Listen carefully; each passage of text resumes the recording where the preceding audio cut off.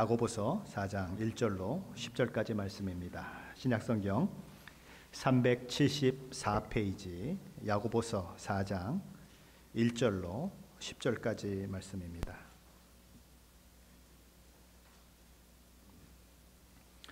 야고보서 4장 1절로 10절까지 말씀 한 목소리로 같이 봉독하겠습니다. 너희 중에 싸움이 어디로부터 다툼이 어디로부터 나느냐? 너희 주체 중에서 싸우는 정욕으로부터 나는 것이 아니냐? 너희는 욕심을 내어도 얻지 못하며 살인하며 시기하여도 능히 취하지 못하므로 다투고 싸우는도다. 너희가 얻지 못함은 구하지 아니하기 때문이요 구하여도 받지 못함은 정욕으로 쓰려고 잘못 구하기 때문이라. 간음한 여인들아, 세상과 벗된 것이 하나님과 원수됨을 알지 못하느냐? 그런즉 누구든지 세상과 벗이 되고자 하는 자는 스스로 하나님과 원수되는 것이니라. 너희는 하나님이 우리 속에 거하게 하신 성령이 시기하기까지 사모한다 하신 말씀을 헛된 줄로 생각하느냐? 그러나 더욱 큰 은혜를 주시나니 그러므로 일렀으되 하나님이 교만한 자를 물리치시고 겸손한 자에게 은혜를 주신다 하였느니라. 그런즉 너희는 하나님께 복종할지어다. 마귀를 대적하라. 그리하면 너희를 피하리라. 하나님을 가까이 하라. 그리하면 너희를 가까이 하시리라.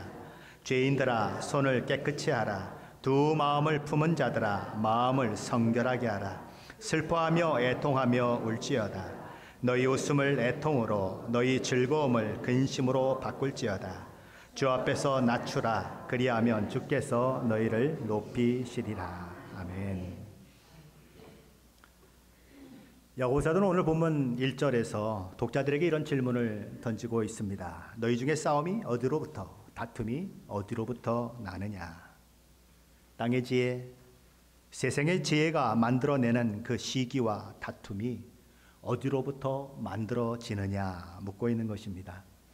여기 싸움이라고 하는 단어는 규모가 큰 싸움을 가리키는 말로 때로는 전쟁이라고도 표현이 됩니다. 그리고 다툼은 싸움보다는 규모가 조금 작은 싸움을 말합니다. 부분적인 사소한 싸움이나 개인적인 싸움을 말하는 것이지요. 야고보 사도는 너희 중에 싸움이 어디로부터 다툼이 어디로부터 났냐라고 질문을 던져놓고는 자기 스스로 이렇게 답을 합니다. 너희 지체 중에서 싸우는 정욕으로부터 나는 것이 아니냐. 너희 중에 싸움이 있고 다툼이 있는 이유는 너희 지체 중에서 싸우는 정욕 때문이다 라고 이야기하는 것입니다. 이 아프리카에 가면 원숭이를 사냥하는 그런 사람들이 있습니다. 원숭이는 어떻게 잡을까요? 원숭이를 잡는 법은 참 너무 쉬워요. 제가 한번 동영상을 한번 보니까 바위 같은 데를 원숭이가 손을 집어넣을 만큼 구멍을 파놓고 그 안에다가 원숭이가 좋아하는 것들을 잔뜩 넣어놓습니다. 그랬더니 얼마 있다가 보니까 원숭이가 거기에 와가지고 손을 집어넣어요. 그러고는 그 안에 자기가 좋아하는 것들을 듬뿍 이렇게 잡습니다. 그리고 뺄라 그러는데 이게 안 빠지는 거예요. 그러니까 동영상에 보니까 얘가 막 끽끽끽거리면서 위로 갔다 아래로 갔다 막 그걸 빼느라고 그냥 난리를 칩니다. 근데 못 빼요. 그러니까 옆에서 그거를 지켜보고 있던 구멍을 뚫었더니 흑인 한 분이 딱 와가지고는 목에다 올가미를 딱 하고 끌고 가니까 그때서야 이제 손을 빼는 겁니다. 이제 뭐 손을 빼도 소용이 없잖아요. 잡혔어요. 뭐 때문에 그럴까요? 자기 손에 쥐은 거를 놓지 않는 것입니다. 그 욕심 때문에 결국 그렇게 잡힐 때까지도 그것을 빼지 못하고 그냥 발버둥을 치고 있는 그런 모습이 사실은 원숭이의 모습인 것 같지만 사실 우리 인생의 모습인 것입니다. 우리 속에 있는 그런 욕심, 우리 속에 있는 그런 정욕이 결국 우리를 여러 가지 어려운 상황으로 몰아감에도 불구하고 우리는 그것을 알지 못하고 끊임없이 욕심을 부리는 모습이 우리 가운데 있는 것이지요. 이 사도 야고보는 너희 주체 중에서 싸우는 정욕이 바로 그것 때문에 다툼도 일어나고 시기도 일어난다라고 이야기하며 그것을 우리가 정말 경계해야 하는 것으로 이야기하고 있는 것이지요. 예수를 믿으면 이기적인 욕심이 없어질까요? 예수를 믿으면 마음에서 아무런 갈등도 일어나지 않을까요? 예수를 믿으면 세상이 갑자기 나를 전혀 유혹하지 못하는 세상으로 보일까요? 사실은 그렇지 않은 것입니다. 예수를 믿어도 마음 가운데 늘 세상을 향한 마음과 하나님을 향한 마음이 충돌할 수밖에 없는 것입니다. 육체의 정욕을 따르고자 하는 마음이 있고 성령 하나님의 거룩한 열방을 따르려고 하는 마음이 우리 속에 있어서 늘 충돌하게 되는 것입니다. 그런데 우리는 그 날마다 충돌하는 내면에 그 충돌을 우리 마음 가운데서 느끼면서 우리는 하루하루 순간순간을 이것을 선택할 것인가 저것을 선택할 것인가 하는 그런 선택의 기로에서 때로는 육체의 정욕을 선택하기도 하고 때로는 성령의 그 열망을 선택하기도 하는 그 삶을 살아가게 되는 것이지요. 갈라디아서 5장 16절 17절에서 사도 바울은 이런 얘기를 그래서 하는 것입니다. 내가 이르노니 너희는 성령을 따라 행하라. 그리하면 육체의 욕심을 이루지 아니하리라. 육체의 욕심은 성령을 거스르고 성령은 육체를 거스르나니 이 둘이 서로 대적하므로 너희가 원하는 것을 하지 못하게 하려 함이니라. 무슨 말이죠? 땅의 지혜를 따르는 육체의 욕심은 성령을 따라 행하지 못하도록 방해한다는 것입니다. 반대로 하늘의 지혜를 따라 성령의 가르침을 따라 살고자 하는 그런 성령의 거룩한 열정은 우리로 하여금 육체의 욕심을 따라 살지 못하도록 막아선다는 것이죠. 육체의 욕심은 육체를 따라 살라고 이야기하고 성령의 거룩한 열정은 성령을 따라 행하라고 우리를 격려한다는 것입니다. 그것이 우리 속에서 늘 충돌한다는 것이지요. 내면의 갈등을 일으킨다고 하는 것입니다. 사도 바울은 이 내면의 갈등을 누구보다도 많이 겪었던 사람이에요. 그래서 로마서 7장에서 그는 이렇게 표현을 하고 있습니다.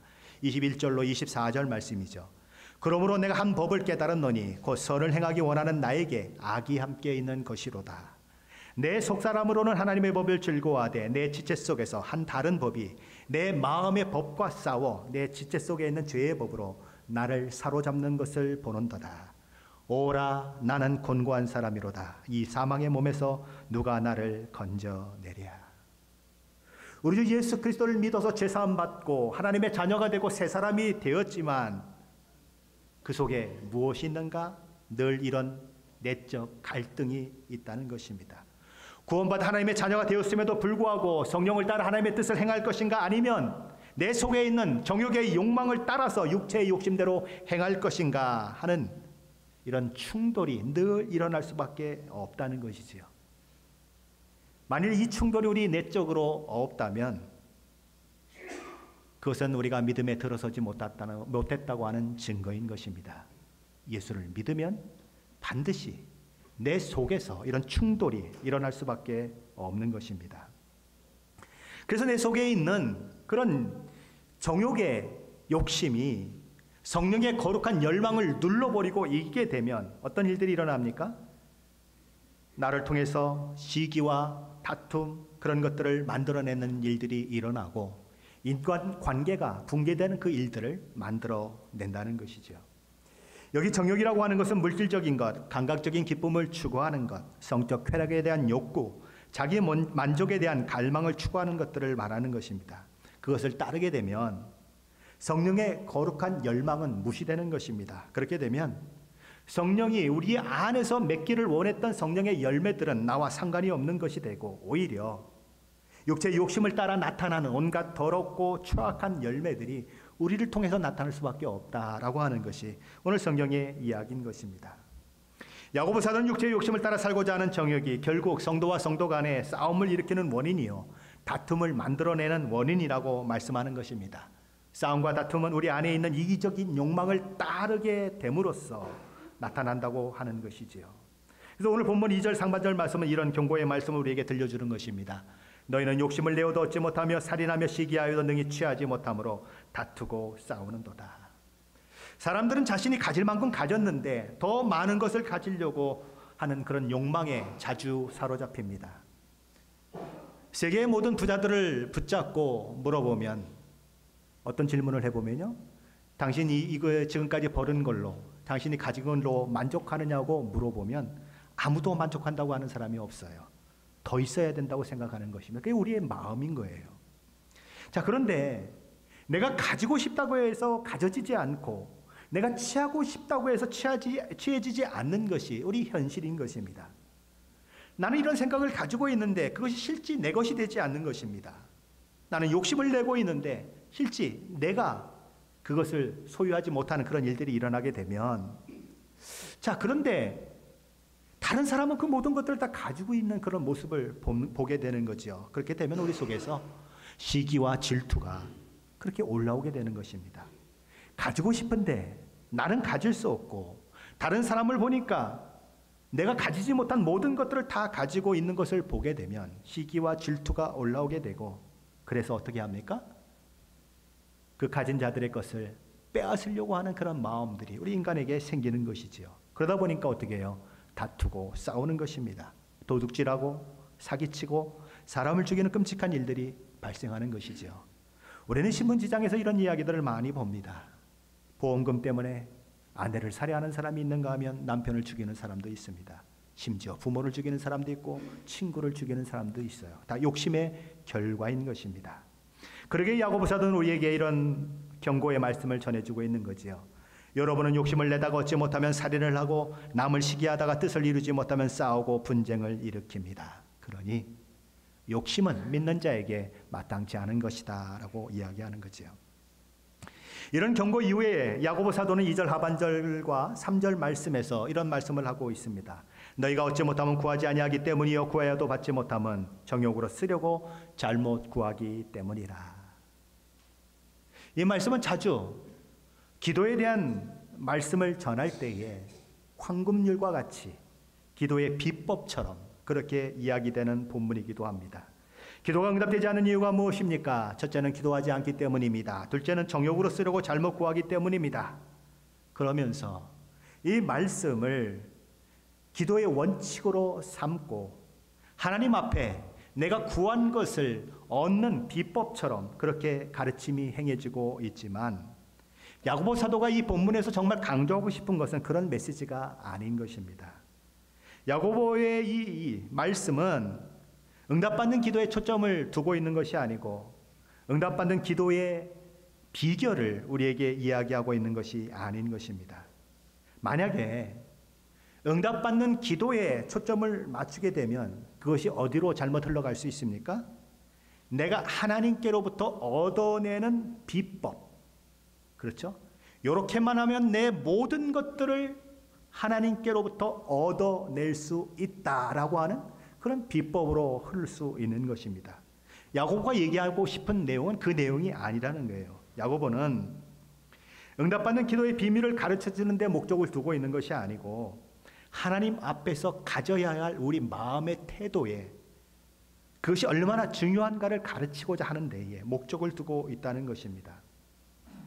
하나님 앞에 구하는 사람, 하나님 앞에 구하고 또 응답받는 그 일들을 경험하는 그 일들을 위해서는 우리 사람에게, 하나님 앞에 구하는 사람에게 두 가지 사항이 먼저 있어져야 하는 것입니다.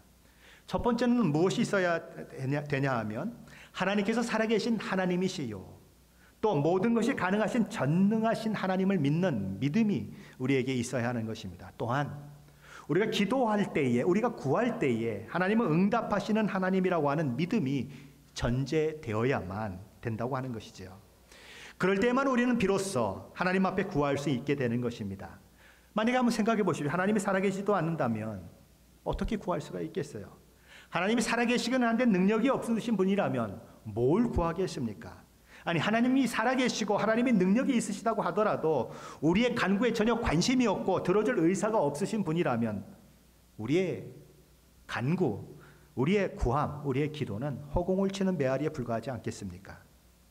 하나님께서 살아계시고 전능하신 분이시고 우리의 기도에 신실하게 응답하신 하나님을 믿는 그 믿음이 있는 자가 기도하는 사람이 될 수 있고, 기도를 통하여 하나님 앞에 진정 구하는 자가 될 수 있다는 것이죠.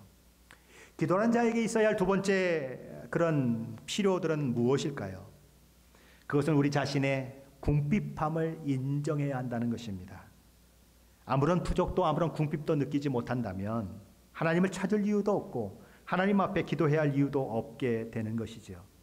우리의 궁핍함을 인정하고 하나님의 도우심이 없이는 전 한순간도 살 수 없습니다라는 고백의 행위가 뭐냐? 바로 하나님 앞에 구하는 것이다라는 거예요. 그러면 반대로 어떤 사람이 구하지 않는 사람입니까? 그 사람은 나는 하나님 없이도 충분합니다. 하나님 없이도 나는 내 힘으로 살 능력이 있습니다. 나는 자존 가능한 존재입니다. 라고 마음을 가지고 있는 사람은 하나님 앞에 구할 필요가 없는 것입니다. 현대인의 특징이 무엇일까요? 현대인의 특징은 기도하지 않는다는 것입니다. 왜 기도하지 않죠? 충분해요. 가질 만큼 가졌어요. 내가 가지고 있는 재산만 가지면, 그냥 또 내가 가지고 있는 건강만 가지면 죽을 때까지 아무런 염려 없이 살 것 같은 마음이 우리 가운데 있어요. 그래서 하나님을 구하지 않는 겁니다. 자기의 궁핍을 알지 못하는 한 하나님 앞에 구할 수 없는 것이 바로 우리의 모습이라는 거죠. 그것은 이스라엘 백성들의 모습 가운데서도 증명이 되는 것입니다. 하나님께서 이스라엘 백성을 택하신 이유가 있습니다. 이스라엘 백성들을 거룩한 백성으로 삼으려고 하시는 것이고, 하나님께 소유된 백성으로 삼으셔서 이스라엘을 모든 열방과 나라 가운데 그들을 대표하는 제사적 나라로 세우고자 하는 것이 하나님의 목적이었습니다. 그래서 이스라엘 백성들로 하여금 하나님 한 분만을 구하는 그 백성을 만들고자 하셨죠. 자, 그런데 이스라엘 백성들은 그 하나님의 기대에 부응하지 못합니다. 하나님께서 이스라엘 백성들을 출애굽시키고서 그리고 광야를 지나갈 때 하나님이 이런 말씀을 하시지요. 나는 너희를 내 소유로 삼고 내게 대하여 제사장 나라가 되게 하고 거룩한 백성이 되게 하기를 원한다고 말씀하십니다. 그러나 이스라엘 백성들은 이 일을 행하시는 하나님으로 인해서 10가지 재앙을 통해 애굽의 큰 그런 어려움들이 있게 되는 것들을 다 경험하고, 또 이를 통해서 애굽으로부터 자신들이 구출되는 그 일들을 경험하고, 그랬음에도 불구하고 그들의 이후의 모습들을 보면 하나님을 온 우주 만물을 창조하신 전지전능하신 하나님을 믿는 진정한 믿음에는 도달하지 못하고 있다고 하는 것을 우리는 보게 되는 것입니다. 그들이 출애굽에서 제일 먼저 가게 된 곳은 어디입니까? 광야예요. 사막입니다. 광야라는 어떤 곳일까요? 광야는 모든 것이 부족한 곳입니다. 음식도 없고 물도 없고 또 이렇게 순례자처럼 피난 가야 하는 그런 이스라엘 입장에서는, 가나안 땅으로 들어가는 그런 순례자의 길을 가는 이스라엘 입장에서는 농사도 지을 수 없는 그런 곳입니다. 자, 그렇다면 그 광야는 어떤 광야가 되어야 마땅하지요? 그들이 정말 전능하신 하나님의 선택을 받은 족속이요, 정말 하나님이 그들을 사랑하시는 그런 하나님이시라면 그들은 그 광야에서 뭔가 부족할 때마다, 뭔가 어려움을 겪을 때마다 그들을 만져주시고 채워주실 수 있는 그 하나님 앞에 기도해야 하고 간구해야 옳은 것입니다. 그래서 하나님께서 신실하게 응답하시는 그것들을, 하나님께서 그들을 채워주시고 먹이시고 입히시는 그것들을 경험하고 그것 때문에 감사하고, 그래서 믿음이 더 커지는 그 일들이 일어나야 마땅한 것입니다. 그런데 이스라엘 백성들의 모습을 보면 전혀 그렇지 않은 것입니다. 그들은 하나님만 바라보아야 할 광야에서 그 믿음을 만들어내지 못해요. 대신에 어려움을 만날 때마다 하나님의 전능하심을 의심하고 하나님을 원망하고 하나님께서 세우신 모세와 아론을 원망하는 일을 늘 반복하는 불신앙의 그런 모습만 보일 뿐인 것입니다. 몇 가지 예를 한번 들어보십시다. 앞에는 홍해가 있습니다. 뒤에는 애굽 병사들이 추적해오고 있어요. 참 긴급한 상황이 벌어졌습니다. 그랬더니 그들은 뭐라고 얘기합니까? 아니, 애굽에도 매장지가 얼마나 많은데 굳이 이곳까지 불러내서 우리를 죽게 하려고 그러느냐고 그들은 원망합니다. 당신들이 애굽에서 우리를 불러낸 이유가 겨우 여기서 그냥 죽어 자빠지라고 하는 것입니까? 라고 따져요. 그러니까 우리가 애굽에 있을 때 당신들에게 뭐라고 얘기했습니까? 그냥 애굽에서 그냥 사는 게 우리는 좋다고, 굳이 우리를 여기 이렇게 불러내려고 하지 말고 그냥 놔두라고 하지 않았냐고 그들은 따지는 것입니다. 그러면서 애굽 사람을 섬기며 노예로 사는 것이 이곳에서 죽는 것보다 100번이나 더 나았다고 그러는 것이지요. 그 이스라엘 백성들이 홍해를 건너지요. 그리고 3일길 사막길을 걷게 되는데 그들은 그 뜨거운 사막에서 물을 만나지 못합니다. 목마름에 시달리게 돼요. 그러다가 물이 따라고 하는 소리를 듣고 뛰어가게 되는 것입니다. 그런데 보니까 물이 써서 먹지를 못하게 되었어요. 그러자 이들은 또 모세를 원망합니다. 우리에게 마실 물이 없다고 원망하는 것입니다. 애굽에서 나온 지 한 달이 되었습니다. 애굽에서 들고 나왔던 음식들이 다 바닥에 나버렸어요. 먹을 것이 없어요. 그러자 이들은 또 모세와 아론을 원망하며 이런 이야기를 합니다. 우리가 애굽에서 고기가 막 곁에 앉아 있을 때가 얼마나 좋은가. 그때는 떡을 배불리 먹었는데 그때 우리가 하나님 앞에 고기도 먹고 떡도 먹고 차라리 죽었다면 얼마나 좋았을까. 왜 너희 모세와 아론은 우리를 이 광야로 인도해내서 이 광야에서 우리를 굶주려 죽게 하느냐고 그들은 원망합니다. 얼마를 가다가는 이제 마실 물이 다 떨어져 버렸어요. 사람도 가축도 목말라 죽게 될 형편을 만납니다. 그러자 또 모세를 원망합니다. 당신을 어째서 우리를 애굽에서 불러내어 이렇게 해서 목말라 죽게 합니까? 이런 백성들의 모습은 거기서 그쳤을까요? 이후에도 계속되고 있는 것을 우리는 보게 되는 것입니다. 이런 이스라엘 백성들의 모습을 통해서 우리는 무엇을 발견합니까? 자신이 원하는 것을 얻지 못했을 때에, 자신이 취하고 싶은 것을 취하지 못했을 때에 그로 인한 원망과 불평, 그리고 애굽에서 나온 것에 대한 후회만 있지 정작 자신의 필요를 채워줄 수 있는 그 하나님 앞에, 자신의 모든 것을 간구하면 들어주시는 그 하나님 앞에 기도하는 모습은 전혀 나타나지 않고 있다는 거예요. 그런데 그 반면에 그들의 지도자로 세워진 모세는 그 백성들의 원망을 들으며 그때마다 하나님 앞에 무릎 꿇어요. 부르짖습니다. 하나님 어찌하시겠습니까? 하나님 도와주셔야 하지 않겠습니까? 하나님 잘못하면 저들이 나를 돌로 치겠습니다. 모세의 기도를 들으시고 하나님은 그들에게 응답하시고 먹을 것도 공급하시고 물도 공급하시고 고기가 먹고 싶다고 하니까 메추라기도 공급하세요. 그런데 이스라엘 백성들은 그렇지 못한 것입니다. 그들에게 있는 것은 뭐예요? 불평과 불만, 원망뿐이에요. 그들을 구원한 분이 하나님이시지요. 모세의 하나님이 그들의 하나님이에요. 그러나 그들은 그 하나님을 찾지 않아요. 그들의 눈에는 어려운 것만 보이고, 그들의 눈에는 불평할 것만 보이고, 그들의 눈에는 불만과 원망할 거리만 보이고, 그 문제를 해결하시고 그 문제를 통해서 하나님 앞에 간구하는 믿음을 갖게 하시기를 원하시고, 그 간구를 통해서 신실하게 응답하시기를 기뻐하시는 그 하나님은 볼 눈이 그들에게 없는 거예요. 전능하신 하나님을 믿는 믿음이 그들 가운데 없어요.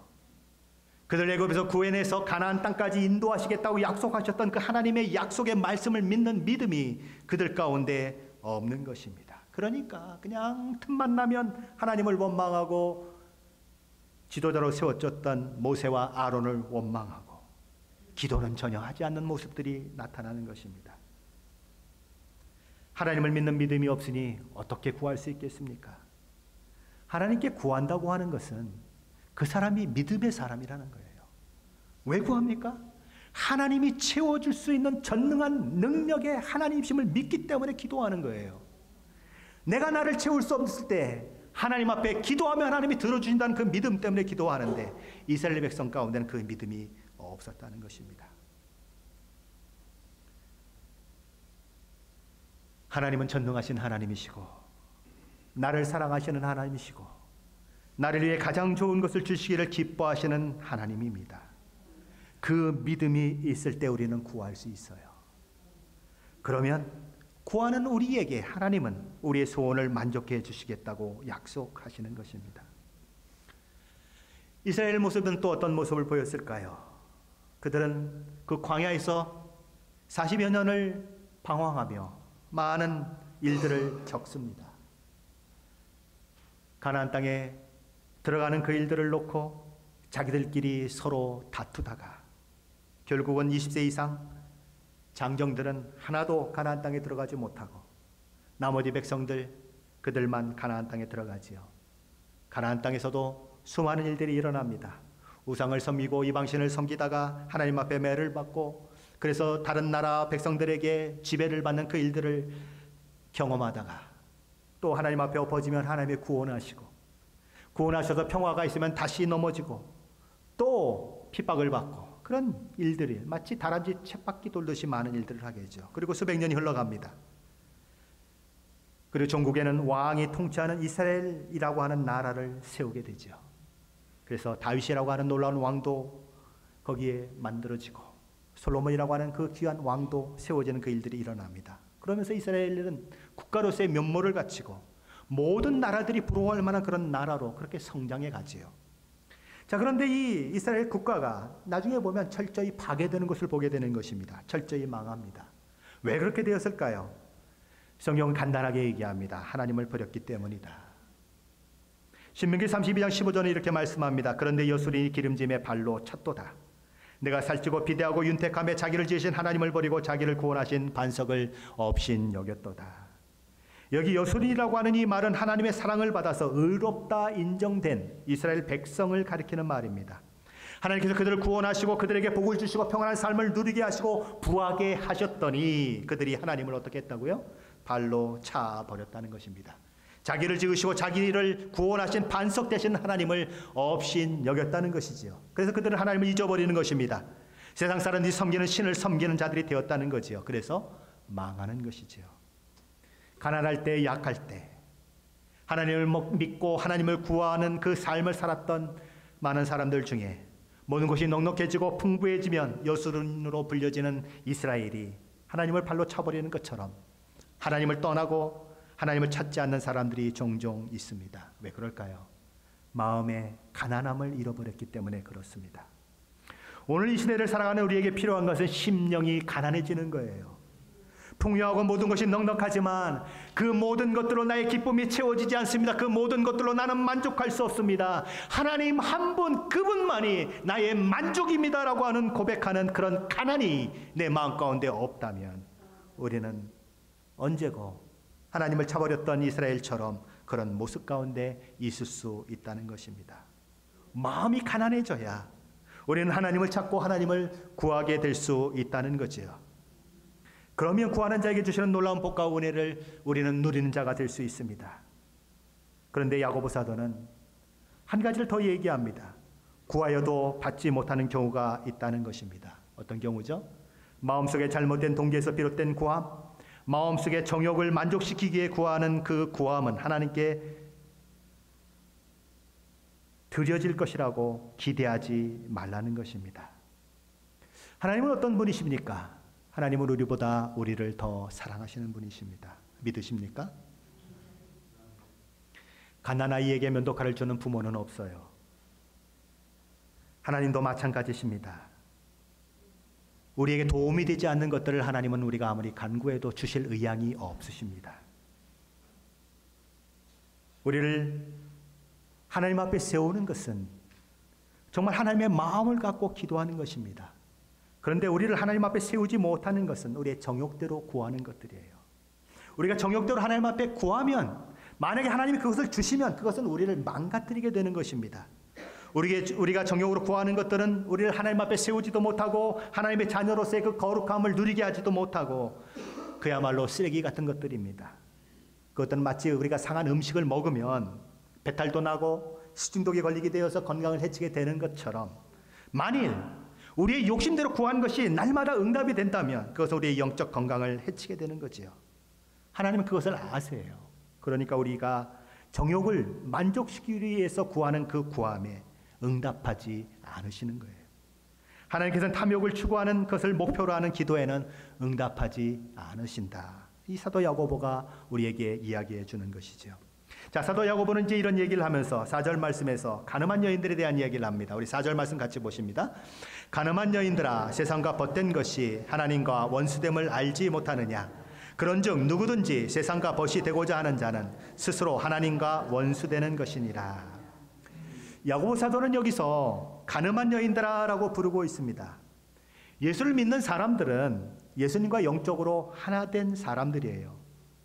그리스도와 연합되었고 예수 그리스도를 머리로 하는, 그래서 예수 그리스도의 몸 안에 들어와 있는 예수 그리스도와 연합된 자들인 것입니다. 그래서 성경은 종종 예수 그리스도와 우리를 결혼 관계로 묘사를 하지요.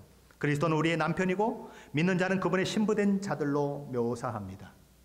이스라엘 백성들과 하나님과의 관계도 남편과 아내로 묘사되곤 했습니다. 그런데 이스라엘 백성들이 하나님 이외에 다른 신들, 다른 우상들을 섬길 때에 하나님께서는 너희가 간음했다라고 그렇게 꾸짖으시지요. 영적 간음이라는 것입니다. 오늘 사는 우리에게도 이런 간음들은 있을 수 있습니다. 하나님과 세상을 겸하여 섬길 때에 하나님께서는 그것을 영적 간음이다라고 얘기하는 것입니다. 신앙을 결혼 관계로 묘사하고 있는 것은 결혼이라고 하는 이 제도가 배타적인 사랑을 담고 있기 때문에 그렇습니다. 결혼한다고 하는 것은 무엇입니까? 왜 결혼을 하죠? 그냥 살아도 되는데 왜 결혼을 합니까? 왜 결혼식을 합니까? 그리고 왜 결혼 서약을 합니까? 이제부터는 내가 이 결혼한 남자 이외에 다른 남자에게는 마음 주지 않겠다는 그런 서약인 것입니다. 이제부터는 내가 결혼한 이 여자 이외에 다른 여자에게 마음 주지 않겠다는 그 서약이 결혼 서약이에요. 장가가고 시집가기 전에는 다른 여자 쳐다봐도 괜찮아요. 다른 남자 쳐다봐도 괜찮아요. 그러나 결혼하고 나면 눈 가리고 살아야 되는 것입니다. 내가 모시고 사는 아내가, 내가 모시고 사는 남편이 이 세상 가운데서 최고다라고 하는 바보 같은 소리를 하면서 평생 사는 거예요. 그게 결혼입니다. 자, 그런데 이런 배타적인 사랑이 결혼의 서약인데 하나님과 우리의 사이도 마찬가지라는 거예요. 배타적 사랑으로 이 하나님과 우리의 관계가 연결되어 있다는 것입니다. 그러니 우리가 결혼을 했는데 내 남자가, 내 여자가 다른 남자와 바람이 나면 어떻게 되겠습니까? 그 남자와 나는 어떻게 돼요? 원수 관계가 되죠. 그것처럼 하나님도 우리에게 배타적인 사랑을 요구하시기 때문에 우리가 세상과 이렇게 간음하게 되면 하나님과는 어떻게 된다고요? 원수가 된다는 거예요. 바로 세상과 벗된 것이 하나님과 원수된다는 표현이 그래서 나오고 있는 것입니다. 하나님은 도대체 우리를 얼마나 어떻게 사랑하셨기에 이런 말씀을 하고 있는 것일까요? 우리 5절 말씀을 한번 같이 봅니다. 5절 말씀입니다. 같이 읽습니다. 너희는 하나님이 우리 속에 거하게 하신 성령이 시기하기까지 사모한다 하신 말씀을 헛된 줄로 생각하느냐. 하나님께서 우리 안에 거하게 하신 성령 하나님께서 우리를 시기하기까지 사모하신다고 야고보 사도는 말합니다. 하나님은 출애굽기 20장 5절에서 당신 자신을 가리켜서 나는 질투하는 하나님이다 라고 말씀하셨습니다. 질투하는 하나님이다. 사랑하는 남편이 있습니다. 사랑하는 아내가 있습니다. 그런데 그 여자가, 그 남자가 다른 여자를 사랑하거나 다른 남자를 사랑한다고 하면 뭐가 일어납니까? 질투가 일어나게 되어 있습니다. 만약에 질투가 일어나지 않는 부부가 있다면 그 부부는 정상적인 부부가 아닌 것입니다. 전혀 사랑을 하고 있지 않든지 명목만 부부로 남아있는 부부일 뿐인 것입니다. 하나님께서 우리를 어떻게 사랑하셨습니까? 아들 되신 예수 그리스도를 십자가에 내어주시기까지 사랑하셨습니다. 온 마음을 다해 우리를 사랑하셨어요. 그러니 우리가 세상 다른 것들을 사랑하는 것을 우리 하나님은 견디지 못하시는 것입니다. 그래서 하나님은 뭐라고요? 나는 질투하는 하나님이다 라고 말씀하시면서 너희가 다른 사람을, 세상을 사랑하는 것을 질투할 만큼 사랑하니 너희도 내가 너희를 사랑한 것처럼 나를 사랑하고 마음을 다하고 목숨을 다하고 생명을 다하고 힘을 다하여 충성하라고 요구하시는 것입니다. 우리 하나님은 질투하시는 하나님이시고 소멸하시는 하나님이세요. 그래서 하나님께서 우리에게 배타적인 사랑을 요구하십니다. 나만 사랑하라고 말씀하세요. 그런데 연약한 우리 인간의 모습은 그 하나님의 배타적인 사랑을 지키기에는 때로는 어렵습니다. 힘이 들어요. 이런 하나님의 요구는 버거운 것처럼 느껴질 때가 있는 것입니다. 자, 이런 우리를 너무나 잘 알고 계시는 하나님께서는 우리가 이 하나님의 요구에 부응할 수 있도록 어떤 일을 하셨을까요? 오늘 6절 말씀은 그것을 우리에게 이야기해 주고 있는데 우리 6절 말씀 같이 보십니다. 같이 읽습니다. 그러나 더욱 큰 은혜를 주시나니 그러므로 일렀으되 하나님이 교만한 자를 물리치시고 겸손한 자에게 은혜를 주신다 하였느니라. 이 6절 말씀의 초점은 하나님의 은혜가 하나님의 시기하심을 능가한다는 것입니다. 하나님께서는 우리에게 배타적인 사랑을 요구하시는 것으로만 그치는 분이 아니고 하나님께서 요구하신 그 모든 것들이 만족되도록 우리에게 필요한 모든 것들을 공급하시는 큰 은혜의 하나님이시다라고 이야기하는 거예요. 자, 그런데 이 큰 하나님의 은혜를 누릴 수 있는 사람이 누구라고 얘기합니까? 하나님 앞에서 겸손한 자가 누린다고 야고보 사도는 말합니다. 그러면 하나님 앞에 이 큰 은혜를 누리고 싶은 사람들은 어떻게 해야 합니까? 하나님 앞에 겸손해져야 한다는 것입니다. 자, 그럼 겸손한 자에게 나타나야 하는 그런 태도와 행동들은 어떤 것들이 있을까요? 우리 7절 말씀은 첫 번째로 이렇게 얘기합니다. 같이 읽습니다. 그런즉 너희는 하나님께 복종할지어다. 마귀를 대적하라. 그리하면 너희를 피하리라. 하나님께 복종한다고 하는 것은 하나님의 주권과 권위를 인정하고 그 아래 우리 자신을 두는 것을 말합니다. 우리의 모든 삶의 자리에서 하나님께 순종함으로써 우리 자신을 하나님께 드리는 것을 말해요. 그런데 이 일을 방해하는 세력이 있다고 야고보 사도는 말하는 것입니다. 그게 누구죠?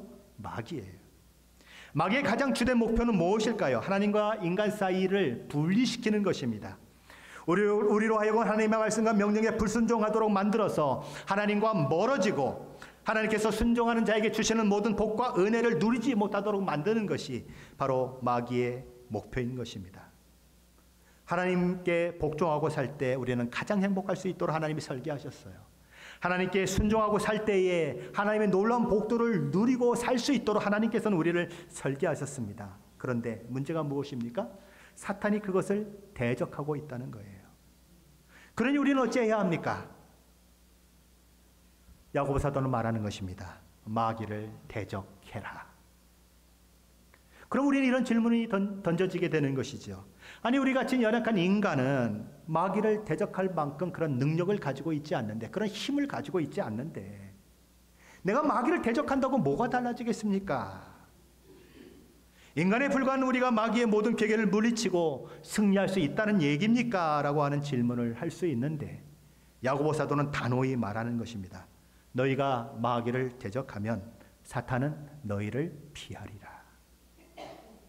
야고보 사도는 말하는 것입니다. 그리스도인들이 자기 자신을 사탄에게 자기가 내어주지 않는 한 결코 사탄에게 질 수 없는 존재가 누구냐? 그리스도인이라고 그는 선언하는 거예요. 그리스도인들이 마귀를 대적하면 마귀의 모든 권능을 이길 수 있는 능력이 있다고, 그것을 절대적으로 확신해도 된다고 그는 선언하는 것입니다. 마귀를 대적하라. 그리하면 너희를 피하리라.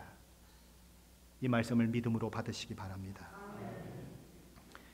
겸손한 자에게 나타나야 할 두 번째 하나님께 대한 태도와 행동은 8절 말씀에 있습니다. 우리 8절 말씀을 같이 보십니다. 8절입니다. 하나님을 가까이 하라. 그리하면 너희를 가까이 하시리라.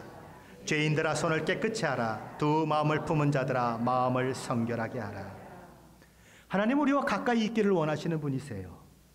우리와 교제하기를 원하시는 분이십니다. 그런데 우리가 하나님 앞에 범죄하게 되면 그 죄 때문에 하나님과 우리 사이가 멀어지게 되어 있어요. 그러므로 하나님과 가까이 하기를 원하는 사람이 해야 할 첫 번째 일은 그 죄악된 손, 죄악된 행위를 하나님 앞에 회개하는 것입니다. 그것이 야고보가 우리에게 요구하는 요구사항이죠. 또한 야고보사도 우리에게 말하는 것입니다. 하나님과 세상 사이에서 양다리를 거쳐놓고 두 마음을 품은 자가 되지 말고 마음을 성결하게 하는 자가 되라고 말하는 것입니다. 오로지 하나님을 향한 한 마음을 품은 자가 되라고 하는 것입니다. 겸손한 자에게 나타나야 할 세 번째 하나님에 대한 태도 행동은 9절 말씀에 있습니다. 우리 9절 말씀을 같이 보십니다. 같이 읽습니다. 슬퍼하며 애통하며 울지어다. 너희 웃음을 애통으로 너희 즐거움을 근심으로 바꿀지어다. 요엘 선지자는 요엘서 2장 12절에서 임박한 여호와의 심판을 경고하면서 그의 백성들에게 금식하고 울며 애통하고 마음을 다하여 내게로 돌아오라고 하는 하나님의 메시지를 전달합니다. 죄 때문에 슬퍼하고 죄 때문에 애통해하고 죄 때문에 울라는 것입니다. 죄로부터 회개하고 돌이켰다는 최고의 표시가 무엇이겠습니까? 하나님 앞에서 죄를 슬퍼하고 애통해하면서 우는 것이에요. 그것이 진정한 회개의 표시인 것입니다.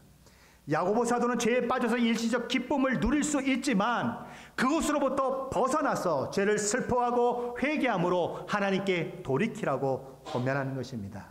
그럴 때에 우리는 우리 속에서 놀라운 영적인 기쁨을 회복할 뿐만 아니라 우리가 정말 믿음의 부유한 사람으로 세워지는 그 일들을 경험하게 되는 것입니다. 하나님께서 이 땅 가운데서 신앙의 부흥을 일으키실 때마다 가장 먼저 있었던 일이 어떤 것들인지 우리 기독교 역사는 보여주고 있습니다. 어떤 것들이 먼저 있었냐 하면 늘 회개하고 돌이키는 일들입니다. 늘 하나님 앞에 오는 일들이 먼저 있어졌습니다. 그 일들이 있고 나서 놀라운 영적 부흥들이 일어났습니다. 부흥의 역사를 한번 살펴보십시오. 다 그렇게 되어 있어요. 그래서 우리 주님은 이렇게 말씀하는 것입니다. 애통하는 자는 복이 있나니 그들이 위로를 받을 것이며. 겸손한 자가 하나님 앞에 보여야 할 이 세 가지 태도들을 야고보서는 우리에게 이야기하고 있는 것입니다. 그러면서 이제 10절 말씀에서 다시 한번 겸손의 중요성을 우리에게 이렇게 말씀합니다. 우리 10절 말씀 같이 보십니다. 같이 읽습니다. 주 앞에서 낮추라. 그리하면 주께서 너희를 높이시리라. 베드로 사도도 베드로서 5장 6절에서 동일한 권면의 말씀을 한 적이 있습니다. 하나님의 능하신 손 아래에서 겸손하라. 때가 되면 너희를 높이시리라. 하나님은 약속을 하십니다. 무슨 약속을 하십니까? 너희가 내 앞에서 겸손히 낮아지면 내가 너희를 높여주겠다.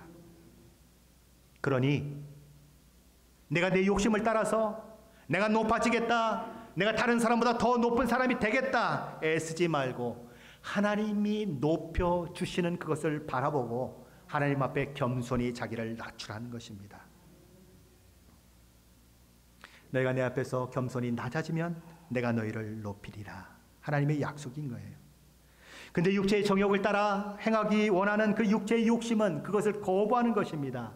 자꾸 욕심을 부리게 만들고 자꾸 시기를 하게 만들고 그럼으로써 하나님이 뜻하신 이 뜻을 이루지 못하도록 만드는 것입니다.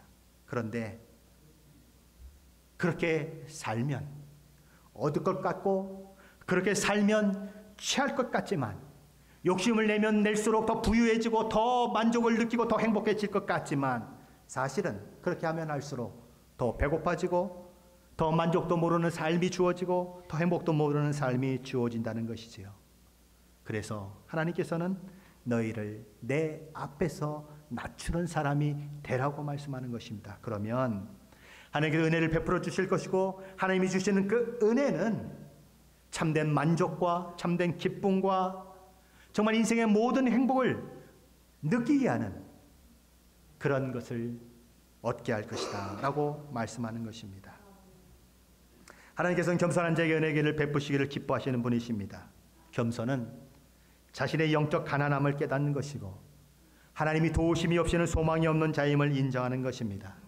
겸손은 하나님의 주권과 권위 아래서 나 자신을 두고 복종시키는 것입니다. 그런 태도로 하나님께 구하면 얻게 된다는 것이지요. 영혼의 만족함을 얻게 되고 평강과 은혜를 누리게 될 것이고 하나님과 동행하는 하나님의 벗처럼 하나님의 친구처럼 그런 존재가 되어서 하나님께서 마음껏 사용하시는 영광의 도구로 사용될 것이다 라고 하는 것이 오늘 야고보서의 이야기인 것입니다.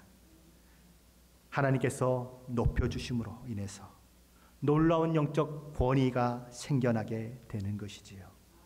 내가 높아진다고 되는 것이 아니고 하나님이 높여줄 때 그 일들이 일어나는 것입니다. 그럴 때 우리는 진정한 복을 누리고 은혜를 누리게 되는 것입니다. 저 여러분 가운데 이런 은혜가 이런 복이 넘치시기를 예수 그리스도 이름으로 간절히 축원합니다. 기도하시겠습니다.